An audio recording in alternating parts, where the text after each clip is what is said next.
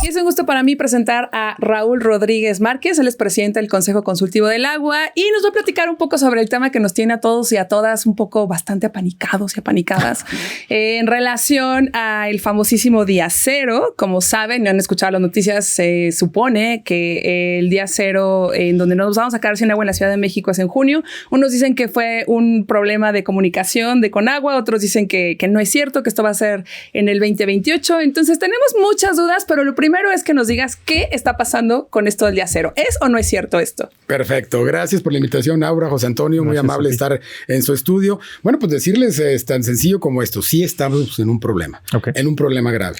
Dicen por ahí que para poder resolver un problema, primero hay que reconocer que lo tenemos. Desafortunadamente, una gran parte de la población y sobre todo tomadores de decisiones, esto es gobierno, autoridades, todavía no reconocen que tenemos un problema. Como decíamos hace rato fuera del aire, ¿no? El problema lo vamos a reconocer muchas de las gentes hasta que realmente le abras la llave y nos salga agua. Pero el problema lo tenemos. ¿Y por qué lo tenemos ahora? ¿Por qué lo tenemos, José Antonio? Sí. Porque estamos viviendo un tema en donde en México la gestión del agua no es una prioridad, en este gobierno. Lo hemos visto, hay prioridades de otros temas que podemos discutirles aquí si son o no prioridades para la población, pero creemos nosotros que el agua es indiscutible con tu público que nos está viendo. El agua es una prioridad, el agua es vida, sin el agua no hay sobrevivencia de ninguna manera. Recordemos aquellas películas de ficción de Mad Max y aquellas, ¿se acuerdan? En donde de alguna manera la guerra va a ser por el agua y lo está haciendo, ahorita lo platicamos más adelante. Entonces, sí hay un problema, sí estamos viviendo una problemática, no es demasiado tarde. En lo particular no coincido con el tema del día cero. El día cero en el argot ambiental es conocido como aquel día en donde ningún usuario del agua, tanto públicos, industria, público urbano, que es el doméstico, la industria, el campo, etcétera, etcétera, tiene una sola gota de agua. Eso no lo veo venir este año. Pero si no nos ponemos... Bueno, ya nos da un poquito No. Hay quien dijo erróneamente, por ahí una autoridad de Conagua en la cuenca del Cutzamala, que el día cero sería para el Cutzamala. Recordemos que el Valle de México se abastece de dos grandes fuentes. El 34% más o menos del agua que consumimos los 22 o 23 millones de mexicanos que estamos en el Valle de México viene del sistema Lerma-Cutzamala, que está integrado por 8 presas. Esas 8 presas están a menos del 35% de su capacidad de almacenamiento. ¿Qué quiere decir? Que sí se está bajando. Entonces tendríamos un problema en el extremo que puede llegar en mayo, junio, si no tenemos lluvias suficientes, a de carecer de ese 30%, pero tenemos otro 70%, cerremos números. El otro 70% se abastece de aguas subterráneas. ¿Qué son las aguas subterráneas? Los pozos, el autoabastecimiento de pozos, ¿no? Pero también tenemos otro problema. De las 652 cuencas que hay en el país, 157 están sobreexplotadas. Adivinen cuál es una de las más sobreexplotadas dentro del top 5. La Ciudad de México. Entonces, también es un contrasentido cuando las autoridades dicen, no hay problema, no se asusten, esto es un tema electoral, es un tema político. Nosotros perforamos, por ahí el señor de las mañanas dice, por ahí perforamos unos hoyitos más y sale agua. No es tan sencillo. Primero, no es tan sencillo perforar un pozo. Y segundo, cuando está sobreexplotado un manto acuífero, tienes que perforar a mayor profundidad y evidentemente el agua es difícil saber si sale o no sale. Y si está sobreexplotado, pues el tema es la hipótesis de un vaso. Un vaso lo tienes lleno, le metes 3 o 4 popotes, le estás absorbiendo, no lo estás recargando, pues va a llegar un momento que no tenga agua. Ese es un pozo, es un manto acuífero. Entonces, ¿cuál va a ser el problema? El problema va a ser, primero, que si no llueve de aquí a la temporada de lluvias, que es en mayo, junio, estamos en un grave problema para el 30 y tantos % y la recarga de juegos. Segundo, las autoridades, por alguna razón que yo no entiendo, ojalá tu público y ustedes lo puedan entender y alguien nos explique, no han dado una situación de emergencia. ¿Y qué quiere decir una situación de emergencia? Decir, estamos en un problema y el problema vamos a resolverlo. ¿Cómo lo resuelves? Con recursos. Nosotros acuñamos una frase por ahí ahora con el tema político, no somos partidistas, pero sí políticos porque todos debemos de participar en la política. Ustedes hacen política con esa, no partidista, que es distinta. Decimos, esta crisis se atiende con recursos, no con discursos. Vamos a hacer esto, sí, pero no se hace. De las 16 delegaciones que hay en la Ciudad de México, 12 ya tiene problemas de abastecimiento. 12 ya tiene problemas, incluyendo esta. Ya tiene zonificación, quiere decir el tandeo. Quiere decir que ya no tiene agua 24/7. Ya tiene agua en ciertos días a ciertas horas. Eso ya es un problema. Esta zona no tenía ese problema hace mucho tiempo, a pesar de que paga, a pesar de que hay una gran contribución. ¿Qué es lo que pasa? Pues es que evidentemente hay menos abasto. La autoridad que está haciendo recortar ese abasto de agua. Entonces te dice, ahora vas a tener menos agua mientras pasa el problema. Pero el problema de aquí a esa temporada que decimos, faltan muchos meses. ¿Y cuál es realmente el fondo del problema? Somos mucha gente. Quizá el agua es la misma, pero la gente somos más. Es más la demanda que la oferta. Y tenemos, bueno, dices, hay que meterle recursos. ¿A dónde? Máquinas, ¿qué? Obras de infraestructura. Okay. Te voy a decir un tema sencillísimo y que ustedes lo ven diario y que nadie lo atiende. Fugas. ¿Saben ustedes que en la zona urbana, en promedio nacional, hay fugas de alrededor del 40%? Ahí se va un montón. En el Valle de México es más, 50%. Quiere decir que por cada metro cúbico que corra en la red de conducción, la mitad se queda en las tuberías. ¿Y por qué? Porque es infraestructura antiquísima, obsoleta, 30, 40 años. ¿Por qué no se arregla, José Antonio? Pues porque no es sexy. ¿Por qué no es sexy? Pues no se ve. Pues no se ve. Literalmente está enterrado. En todos los políticos prefieren hacer un segundo piso, un puente, lo que tú quieras. Y esto no. Hay tecnologías. Lo triste es que hay ignorancia, hay tecnología. Ya no es tan sencillo o ya no es tan complicado decir, vamos a abrir toda la calle de Montes Escandinavos para sacar y entonces va a ser dificilísimo, va a estar cerrado. No, ya hay tecnología. Obviamente cuesta, para eso el recurso, claro. En donde simplemente del tubo metes una especie de sonda donde va parcheando como cuando se te poncha una llanta y metes la cámara. Es algo similar. Perdón el ejemplo tan simple, pero para que nos entendamos todos. Hay mucha tecnología obviamente extranjera, mucho recurso. Pero si partimos del hecho de que no reconocen que hay un problema donde el jefe de gobierno dice, no, este es un tema electoral, este es un tema de nuestros adversarios, este es un tema que nada. Y entonces yo me pregunto, ustedes se preguntan, y entonces las señoras, señores y toda la gente que va a bloquear el periférico en todas las zonas y grita desesperado. Hubo bloqueos aquí en esta zona. En Virreyes, en Virreyes jamás lo había visto, aquí a un lado del Finense, jamás había visto que los vecinos salieran a decir no tenemos agua. Entonces es un gran problema ahora. ¿Por qué hablando de las lluvias y justamente todo el tema de captación pluvial, ¿por qué no es como una ley, un registro? ¿Por qué todas las casas no tenemos que no solo las casas, oficinas, empresas, no está esta cultura de captación pluvial? ¿Qué se puede hacer? Lo que acabas de decir, no hay cultura. No hay cultura y después no hay facilidades, no hay incentivos para eso. El tema de la captación de lluvia, si bien no te soluciona un problema, es una solución marginal, pero al final del día, pues todo suma, ¿no? Dicen que los grandes problemas se resuelven en pedacitos, ¿no? Entonces, en este todo suma. ¿Cómo suma? Bueno, en este momento, si tú tienes una cisterna, un aljibe, como le llamemos, y en la temporada de lluvias, que es la mitad del año en la Ciudad de México, podemos captarla y con un sencillo tratamiento que no es muy caro, puedes tener al menos esa agua, quizá no para beber, pero sí para otros muchos servicios. No hay esa tecnología. No hay esa cultura. Existe la tecnología. Hay grandes empresas que están buscando con su esquema de responsabilidad social hacer eso en las escuelas, por ejemplo. Tener esa captación de lluvia a través de grandes tinacos o de cisternas, tener 10, 20, 30 mil litros para las temporadas difíciles. Eso es lo que hay que hacer en todas las casas, pero no hay un sentido para hacerlo. Es más, hay inclusive un desconocimiento y falta de cultura. Pero otra vez, también hay mucha gente que no le interesa. Dice, pues yo tengo agua, a mí no. Eso es el problema, es allá los del norte, allá los de Monterrey, en Durango, en Chihuahua. No, el destino ya nos alcanzó aquí. ¿Saben ustedes que el 75% del territorio nacional en este momento, en marzo, está en un problema de sequía? Que va de sequía moderada a severa. 8 entidades federativas tienen en este momento sequía severa. ¿Saben ustedes? Bueno, estamos a 12 de marzo. ¿Qué temperatura tenemos ahorita? Vamos a llegar a 30 grados. Sí. ¿Cuándo lo habíamos visto? Estamos en invierno todavía. El problema del cambio climático es real. Hay mucha gente que todavía no lo cree. Aquí está el ejemplo. El tema del calentamiento global, que la ONU ahora le ha llamado ebullición global por las altas temperaturas. Estamos más de 1.5 grados por año. ¿Qué quiere decir? Que es la tormenta perfecta. No hay lluvias, no hay obras, hay un gran calor, una evaporación de la poca agua que queda en las presas, en las aguas superficiales. Y no hay una cultura del cuidado y sigue la demanda. Por más campañas que hagamos, nosotros hicimos una, ustedes son muy jóvenes, el público para recordarlo, pero es una buena campaña y muchos se acuerdan, no por haberla visto, sino por el éxito. Aquella campaña de Amanda, del gordito de ciérrale, Amanda, que salió un gordito y que le decía a la señora del servicio que le cerrara, que es una campaña que tiene 20 años.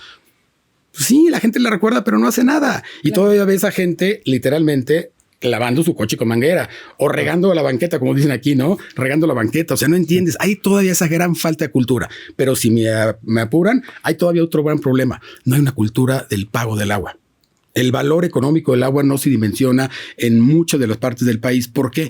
Pues porque no te la cortan. ¿Sabían ustedes que legalmente en la mayoría de los estados de la República no te pueden restringir el sistema de agua? Sí la luz, sí el celular, sí el cable, pero no el agua. Entonces la gente no le preocupa y no paga. Y como el agua es tan barata y está subsidiada, que es otro tema que para mí es un error. Debía levantar. ¿Qué haces tú cuando te sales aquí del estudio? Apagas la luz porque sabes que la luz es cara, ¿no? Claro. El agua no. ¿Por qué? Porque el agua te cuesta muy barata. ¿Saben que ustedes que está subsidiada? Más o menos en el Valle de México pagamos entre 8 y 10 pesos el metro cúbico. Realmente cuesta extraerlo 30 pesos metro cúbico. Entonces son todas esas variables que hacen que falta esa cultura al agua, falta esa atención. Por eso nosotros estamos planteando ahora para los candidatos a la presidencia de la República y a los 3 niveles de gobierno, senadores, presidentes municipales, gobernadores, que el tema de la gestión del agua en México debe ser una prioridad. Sí o sí, como en otros países. Les doy un ejemplo. En Estados Unidos, en la Casa Blanca, cada año emite un atlas de riesgos, de los riesgos más importantes, que van desde terrorismo. ¿Saben qué número está el tema del agua, el desabasto de agua? El número 5. En México no existe un atlas de riesgo. Subestiman el problema y dicen no hay. Había un Fondo Nacional de Desastres para problemas de sequías como esto. Ya no existe. Tiene que ir con un sesgo político a decir a ese sí le doy, a ese no le doy, a ese le doy a cuentagotas y todo el problema es político. Tenemos que quitarnos eso. Por eso ahora estamos planteando, esa es esta administración, estamos planteando a la nueva administración, quien venga, afortunadamente las 2 candidatas con mayor probabilidad de éxito tienen de eso triunfo, en la cabeza, ¿no? Conocen más el tema. Una, porque estuvo viviendo el problema del Valle de México en la jefatura de gobierno, y la otra porque estuvo en el Senado y conoce muy bien, es ingeniero. Entonces están muy sensibles. De hecho, ya se han pronunciado en sus discursos iniciales, sus posturas iniciales ya se han pronunciado con el tema del agua. Los candidatos a jefe de gobierno de la Ciudad de México, el tema número 2 o 3 es el tema del agua.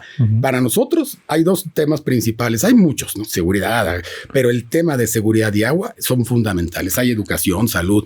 Esos son los que tienen de manejarlo. Entonces estamos planteando, derivado de expertos y después de un ejercicio que hicimos de foros en todo el país, como 9 estados de la República, que le llamamos diálogos por el agua, buscando a todos los expertos de la academia, del sector social, del sector privado, tener las mejores prácticas, decir qué se puede hacer. La gente que sabe muy bien, la gente experta, y te hace una propuesta. De esa propuesta, para hacer términos mercadológicos, la integramos en un decálogo, 10 grandes temas de una agenda para presentarse a los candidatos y decirle, esto es lo que debes incluir, sí o sí, derivado de los expertos, los que saben. Si no lo haces, entonces sí, en el 25, 26... podemos tener un gran problema pues para nuestros hijos, nuestros nietos, ustedes que son jóvenes. Ese es el problema y lo estamos viviendo en el mundo. Recuerden que ese no es un problema estrictamente de México.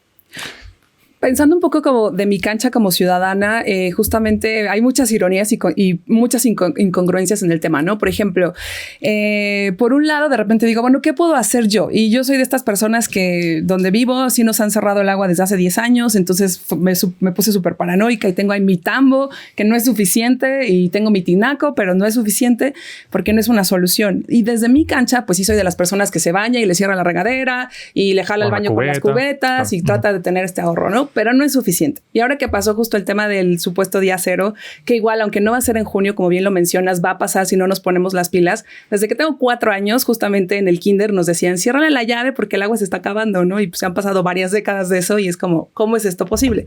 En ese sentido, es una ironía también que leí un dato de su área que el 66% del agua se pierde, se usa para bañarse o justamente para los desechos. Y la parte de que como usuario de repente dices, no, pues ya no voy a consumir refresco o ya no voy a consumir cerveza. Por ejemplo, tú trabajaste en Grupo Modelo, ¿no? En ese sentido está esta parte de que toda la industria, el ganado, la agricultura, todo usa agua para todo y usa una cantidad impresionante. Entonces, mi duda un poco es, como ciudadana yo digo, pues yo lo único que puedo hacer es esto. Pero ¿qué más puedo hacer? Porque no voy a ir, o sea, si dejo de consumir refresco, que igual no consumo, no va a ser una solución porque son billones o no sé cuántos de galones de agua que se usa. No sé si la ley y el gobierno son los que tienen que decir, oigan, ustedes tienen que limitar este sentido, si tiene que haber como más infraestructura o en resumen, ¿qué estrategias se están usando en cuestiones de industria y de gobierno que no solamente quede como Aura diciendo, oiga, pues yo sí le jalo al baño con esto, ¿no? Pero sí, porque no sirve para nada. Tú lo haces con cubetas, pero el vecino no. Entonces dices, puta, entonces ¿para qué? El vecino y 2,000 más, ¿no? Ajá, exacto. Y entonces tú te desanimas, ¿no? Exacto, desanimas. Sí, yo uso la cubeta y con eso le jalo al baño. Sí, pero el de al lado está regando la banqueta cuando hay agua. Te trauma. Sí. O de repente también la industria del ganado, ¿no? Que totalmente. Es de las que más usa agua también. Entonces, les doy un dato que les va a dar un contexto muy claro. Vámonos por los usos del agua. Del 100% del agua que se consume en este país, el 76% lo consume el sector primario, el sector agrícola. Okay. El sector agrícola. El 14% el sector público urbano, que es el doméstico, el que nos llega a nuestras casas cuando nos llega.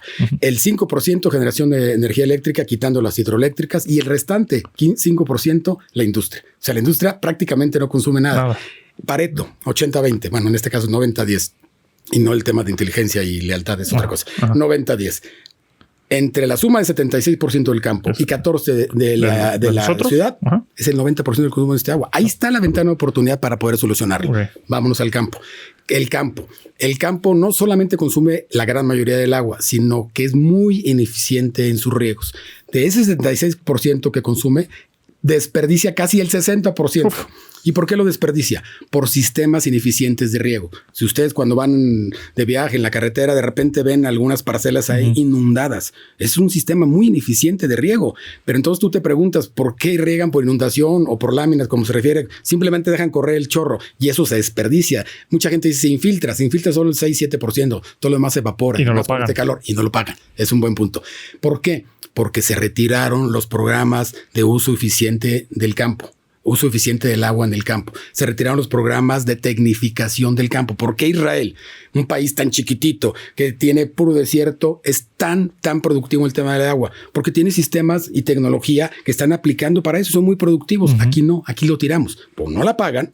Como no cobran, como no le cobran el agua por ley desde hace muchos años, y quiero ver el valiente presidente o presidente de la República que se atreva a cobrarle al campo, no paga el campo, a diferencia de la industria.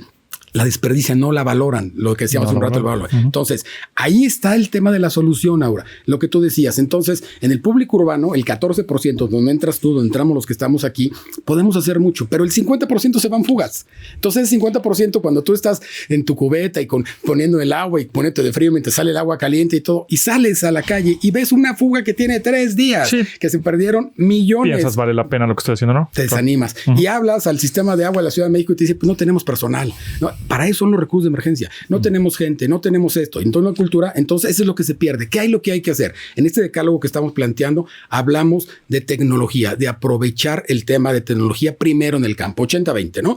El 80% del problema está en un pequeño campo y la ciudad. Vámonos ahí. ¿Qué hay que hacer? Tecnificación de riego. Hay que ayudar. Les doy un ejemplo. En el país, el 67, casi 70% del territorio del área cultivable es de temporal, depende de las lluvias. El otro restante es de riego. Bueno, ¿por qué decimos nosotros? ¿Por qué no van viendo y hay una política una planeación del sistema agropecuario? Ya no lo hay. Antes la había para decir, a ver, aquí debes sembrar, invento, maíz, aquí no maíz, aquí cebada tiene mucha agua, aquí tales productos y aquí ciertas cosas. No hay, la gente hace lo que puede y entonces es un sector que hay que apoyarlo porque es el sector que produce los alimentos de este país, pero no está apoyado. Esa es la verdad. Ustedes revisen el programa de la Secretaría de Agricultura y van a ver que ya no hay prácticamente apoyos de ese tema. Entonces, ¿qué hacen los agricultores? Lo que Dios les da a entender, lo que pueden en esa parte. Me regreso. ¿Qué es lo que hay que hacer? Hay casos de éxito. Hay distritos de riego, por ejemplo, que dijeron, a ver, ya no podemos estar tirando el 60% del agua. Vamos a reconvertirnos. En vez de ser productores de maíz y frijol, que pues ya no es tan rentable, ya es muy difícil, requiere mucha agua, vámonos a productos más rentables. ¿Cuál es? La exportación, berries, fruta, fresas, todo ese tema, con un poquito de inversión y con tecnología. Invirtieron algo, se reunieron, hicieron un proyecto muy importante. Hay un ejemplo en el Distrito 001 de Aguascalientes que se reconvirtió productivamente de esos cultivos. Ahora son exportadores de todo esto a través de invernaderos y ahora en lugar de ser ineficientes en el 60%, son eficientes en el 90%. O sea, imagínense, y tienen utilidades, ya recuperaron su inversión en 3 años. Eso es lo que el gobierno debe de ayudarles. No debe hacerlo todo, pero debe de ayudarlos. El problema es que no hay en este país esa parte. Nosotros decimos, para ir resumiendo un poco por los tiempos, es que en este país faltan 3 cosas. Y lo digo con todo cuidado y con todo respeto y sin de alguna manera ser pues irrespetuoso. Falta voluntad política, falta presupuesto y falta planeación. Esos 3 elementos. Voluntad política, porque si no reconoces que hay un problema y no lo quieres hacer, pues no hay voluntad, no hay manera de que lo pases. Recursos, ¿por qué no hay recursos? Vean ustedes, el recurso para el agua en este año se redujo de manera federal del año 2023 a este ejercicio fiscal 2024, se redujo en 12%. En lugar de incrementarse para hacer todas estas obras que estamos hablando, desastre de presas, infraestructura hídrica, mantenimiento, se redujo en un 12%. De 70 y tantos mil millones de pesos que tenía con agua, ahora bajó a 62,000 millones de pesos. Nosotros decimos ahí en el decálogo que estamos presentando, que se los vamos a compartir, decimos al menos debes de tener un presupuesto anual de 160,000 millones de pesos durante 10 años. Un presupuesto multianual durante 10 años con un portafolio de proyectos y tener una visión de largo plazo. Ya basta que nuestro país, con todo respeto, de todos los colores, se construya cada 6 años. Sí. Se invente cada 6 años, ¿no? Tenemos, ¿qué es el éxito de los japoneses o de los chinos? El largo plazo, independientemente de quien está en el gobierno, ellos tienen un plan, una visión de 20, 30 años y se van hasta que lo consiguen. Acá no, todo lo anterior es malo y volvemos a empezar, ¿no? Eso no puede ser, ya no lo aguantamos y menos en el sector hídrico. Entonces, esa es la parte del presupuesto. Y de alguna manera alguien dice, oye Raúl, pero 160,000 millones de pesos es muchísimo. En primer lugar es prioridad, es agua. Segundo, ¿comparado con qué? ¿Saben cuánto cuesta o cuánto vale el presupuesto de egreso de la Federación, el total para este 2024? 5.8 billones con B, billones de pesos. ¿Saben cuánto costó el Tren Maya? ¿Saben cuánto costó la refinería Dos Bocas? Y para el agua, o sea, ¿qué comparas? El aeropuerto. El aeropuerto, y podemos seguir con los ejemplos que tú quieras. Es el agua el que nos da vida. Y ojo, y termino con esta parte. Si no se resuelve esto próximamente, no tenemos que esperar muchos años, próximamente vamos a tener un tema que nosotros le llamamos conflictividad por el agua, problemas sociales por el agua. Problemas sociales, sí, eso es lo más preocupante de todo. Y hablando un poco de tecnología, ahorita que mencionaste Israel, ¿no? Nosotros vamos a ferias de tecnología en Las Vegas, etcétera, al CS, y ahí nos encontramos una máquina más o menos como un cuadradote así, ¿no? Como el tamaño de una mesa enorme, que sacaba agua de la humedad, del ambiente. Y era como más como para potable, agua potable para la gente en una oficina, para una escuela, para... Entonces, eso, por un lado, bueno, pues ese es agua potable para que la gente tome y del sudor y del agua y de la humedad del ambiente prácticamente sacan agua limpia. Por otro lado, igual es una pregunta, puede ser medio tonta, pero si el mundo tenemos 70% de agua, ¿no? De mar, salina, mucho más. ¿Cómo hay tecnología, que sí la hay, seguramente es muy cara, pero de alguna manera decir, bueno, pues si tenemos el planeta está lleno de agua, ¿por qué no desalinizamos el agua y nos puede ayudar a qué? ¿Es posible? Claro que es posible, pero es caro. Okay. Bueno, pero otra vez dicen por ahí que no hay nada más caro que lo que no se tiene, ¿no? Entonces, de alguna manera existe en este momento. Hay plantas desalinizadoras en La Paz, en el mar, pero es cara. Es una tecnología cara que les da, pero hay que hacerla. Pero hay otra clase de tecnología que ayuda, una combinación de tecnología. Hay un tema de economía circular que ustedes han escuchado mucho en el tema del agua, el tema. Hay soluciones basadas en la naturaleza, el tema de los humedales. Hay soluciones en tema de intercambio de aguas, que la industria no use agua extraída de que le llaman de primer uso, que la que sale directo del pozo, sino que si es para ciertos procesos que no son de alimenticios, que use agua tratada. Muchas de las empresas y las industrias están haciendo. La industria es la única que trata el agua, casi la única. Los organismos operadores de agua ya no tratan el agua. Es una gran solución. Ahora ya no le llaman tratamiento, le llaman regeneración del agua, pero es lo mismo, es tratar el agua, darle un segundo o un tercer reciclar el agua.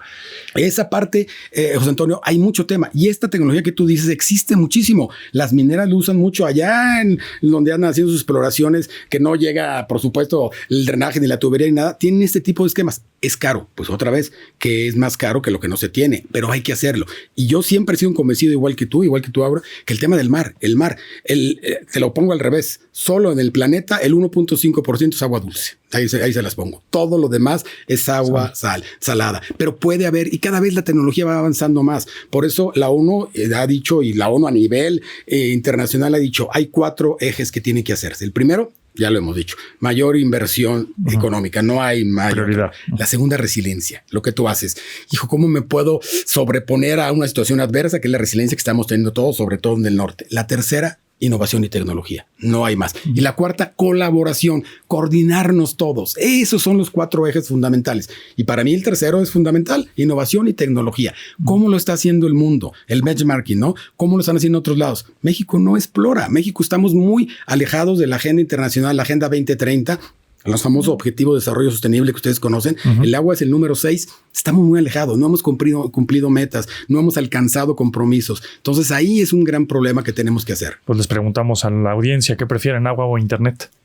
Agua. Sí. Sin agua no hay vida. Sí, claro. Y además lo que está más fuerte de esto es como mi peor escenario un poco es pensar como cuando arrancó la pandemia y todo era como no pasa nada, no pasa nada. Y no hablan de ningún tema político, simplemente hablo de que yo estaba encerrada y decía, oye, pero está pasando en el mundo. Y siempre era como no pasa nada hasta que escuchabas las ambulancias todo el día, ¿no? Pero a ver, nada más para cerrar. Hablabas del segundo punto que es resiliencia, pero no, tengo ecoansiedad, así le llaman en estos tiempos. Y me está dando más estrés y me están sudando las manos de saber que todo, o sea, el decálogo que proponen está muy bueno, vamos a dejar la liga. Hay muchas cosas positivas, pero ¿cómo pasamos del decálogo, lo proponemos a la acción? O sea, todo lo que nos estás contando suena increíble, pero suena que va a pasar en 50, 60 o 100 años. No. Que yo ya voy a estar muerta para ese entonces. Es como... El destino ya nos alcanzó ahora. O sea, esto es fácil. Esto pregunta a la gente que no tiene agua en este momento. Para nada. Para ningún servicio. Iztapalapa lleva como 15 años o 20. Iztapalapa ya se acostumbró, que yo no entiendo entre la parte de falta de agua y luego las inundaciones. Pero hay muchas poblaciones. Les voy a poner el caso de Monterrey, que es un caso muy, muy ilustrativo. El Monterrey hace 2 años ahí sí llegaron el día cero, un par de días en que no hubo agua para nada, porque ellos tienen el problema a la inversa que nosotros. Ellos, el agua superficial que los abastece de 4 pesas es el 60% y solo el 40% de pozos. Entonces ahí tuvieron un gran problema, se secaron las presas, los altos climas, las temperaturas, etcétera, etcétera. Entonces ahí la gente, ¿qué hizo? La gente valoró el tema. Fíjense, les voy a dar un ejemplo, una anécdota vacía que yo no lo sabía hasta que estuve ahí hace 2 años. ¿Se han fijado o cuando han ido a Monterrey que antes no existían los tinacos? Los tináculos, como tenemos aquí en todos lados, no existían los tinacos. ¿Por qué? Porque tenían agua siempre. No les faltaba el agua en la mayoría de la zona metropolitana de Monterrey. Y ahí, dicho por las empresas que comercializan este producto, pues fue un boom. Algunas ganaron, algunas perdieron porque tuvieron que hacerlo.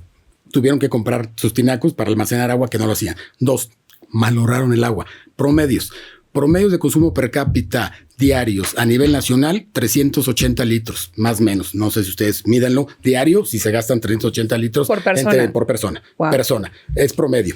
En Monterrey lo bajaron a 180, 200, porque la gente, igual que tú hablas, dice, oye, yo tengo que cuidar esto. Regañaban a la señora que te lleva en la casa, al hijo, a algo, a tirar. Bajaron los promedios. Es el tema, tener la conciencia de que tenemos que bajar. La Organización Mundial de la Salud habla que el derecho humano al agua al menos debe contener 100 litros diarios por persona. Hay muchos lugares en México que no llegan a 100 litros. Hay muchos lugares, yo les digo, cerca de 15 millones de mexicanos que no tienen agua ningún día del año. Tienen que ir a acarrear las 6, 7 kilómetros. Pero ese es el promedio. ¿Qué es lo que hay que hacer? Bajar los promedios. Hay un Plan Nacional Hídrico 2024 que es letra muerta. Hay 15 grandes proyectos de agua que están haciendo en el país, pero solo 15. El programa de agua para los estados y municipios que antes tenía 45 mil millones de pesos, ahorita en el 24, 2,600 millones para 32 entidades federativas. Hay estados de la República que les llegan 40 millones de pesos para todo el año. Pues evidentemente no pueden hacer eso cuando muchos estados de la República dependen de las participaciones federales. Entonces, es un tema complicado, pero que, insisto, creo que el secreto es reconocer que tenemos un problema y entonces vamos buscando soluciones. Y hay muchas de ellas. ¿Se pueden hacer nubes artificiales? Sin duda. El bombardeo de nubes. Yo no soy un creyente de eso, porque la verdad es muy complicado, es una tecnología cara y no tan asertiva. Porque como dijo un gobernador del norte, es que ocupo, como hablan allá, ¿no? Ocupo que llueva tanto y aquí en este lugar, pues no es tan fácil, ¿no? Claro. Pero hay alguna tecnología, pero no es tan asertiva, si no ya lo hubieran hecho todo el mundo. Lo que hay que hacer es este tema, es el tema del cuidado y la infraestructura. No hay otra. Y pedirle los que somos creyentes allá arriba, pues que nos bendiga con lluvia, porque no hay otra. Si tú me preguntas ahorita, José Antonio, solución a corto plazo, Raúl, para dentro de 15 días, no la hay. No la hay. Para esa gente que no tenemos agua en este momento, no la hay hasta que venga la temporada de lluvias. Parcial, van a perforar 2, 3 pozos. Es parcial. Y es contraproducente. Sí, pero es como siempre, ir parchando. No, ir parchando ahí. Ese es el problema. Claro, esa es la planeación. Estrategia. Por eso hablamos de una planeación a largo plazo. Hablamos en el decálogo, una planeación al 2050. Recordemos, el agua no tiene color, no tiene ideología, no tiene partido, tiene necesidades, tiene usos, y eso es lo que debemos de hacer. Y nada más para incentivarnos, el Wall Street Journal, me parece que hace el Wall Street Journal. Wall Street justamente, el agua empezó a cotizar en la bolsa. Claro. Hace 3 años. Sí, 3 años. Que cuando salió esa nota de que el agua ya iba a cotizar en la bolsa, ya era una mala señal. O sea, es como, o sea, que tiene un valor. A mí cuando era, adolescente y cuando empecé a ver agua embotellada en los supers, dije, qué cosa tan más absurda. O sea, ¿por qué agua embotellada? Pues yo en mi casa pues, la abro o la hiervo, ¿no? Y ya ahí tengo mi agua. Y mira, o sea. Pero ¿sabías que México es el país que consume más agua embotellada? Imagínate. Y es el que tiene más desconfianza en la potabilidad de su agua. Y me parece absurdo. O sea, es cuando dices, pues sí, pero está el agua ahí. ¿Por qué estoy comprando 20 pesos una botellita? No. Sí. Y ese es un problema. Ya veremos otro problema. Pero contaminación del agua. Sí. Ese es otro gran problema. Porque no solamente hay agua, sino qué calidad de agua. Y muchas están contaminadas. Sí. Ahora que viene el tema de las pipas, por ahí una candidata le lanzó el reto a otra de que beba agua de una de las pipas que están trayendo. Porque las pipas ya no sabes dónde están abasteciendo. Y además las pipas tú las ves en las calles. Están tira y tira. Y que aparte, agua, ¿no? Ya es otro tema que no vamos a meter. Hay un tema oscuro ahí. Porque también hay un guachicoleo del agua. Hay una mafia. Sí. ¿Sabían ustedes que en algunos estados de la República, no sé, estoy de aquí, pero en el Estado de México quizá ya, la delincuencia organizada ya está controlando, por el mismo valor y la importancia del agua, ya está controlando las tomas de agua. Donde hay negocio. Y estaba viendo también que en Europa ya se van a poner súper rudos con empresas grandes con respecto no nada más al agua, sino a la contaminación en general. ¿Tú contaminas? Descargas. Multotota de millones. Clausura. Todo eso. Pero luego cárcel para los CEOs. Los CEOs. Porque luego el tema de las multas es justo como que de repente los artistas, incluso Taylor Swift, ¿no? Que es como, bueno, vuelo en avión, pero no importa que genere tanta contaminación porque pago mis bonos. Y pues luego la gente que paga sus bonos y cree que con eso funciona, pero no. Pero fíjate, la presión social fue tan fuerte que yo leí otra nota que ya anunció que ya no va a viajar en avión privado para tratar de contribuir a la no contaminación. O sea, fue tanto la presión porque era increíble. Cuando vino aquí, yo leí esa nota, me quedé impresionado. Creo que estuvo 5 días, ¿no? Cada noche iba y venía a Houston o a Austin. Sí. No, es real. Lo corroboraron. Después lo leí. Iba diario a Toluca, de Toluca volaba y regresaba. Es una hora de vuelo. O sea, dices tú, en un jet de esa naturaleza, sí, pero lo que contamina, pero súmenle toda esta parte. Hay falta de las autoridades. Por eso es un tema, la vigilancia es fundamental. Así que para que nuestra audiencia se espante, pero se ponga las pilas. Vean también, aparte de escuchar esta entrevista, vean la película de Mad Max para que no lleguemos a ese escenario. La original salió en los 80s, pero hubo un remake como por el 2000 que está súper intensa. Entonces, Y como siempre digo, que no se preocupen, que se ocupen. Que nos ocupemos. De acuerdo. Raúl Rodríguez Márquez, presidente del Consejo Consultivo del Agua. Muchísimas gracias. Gracias.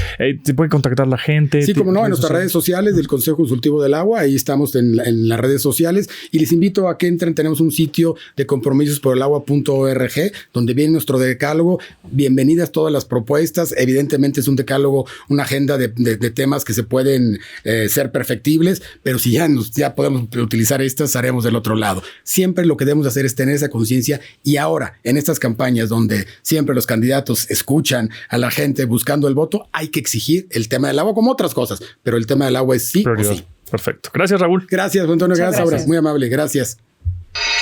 Nosotros los clones. Nosotros los clones.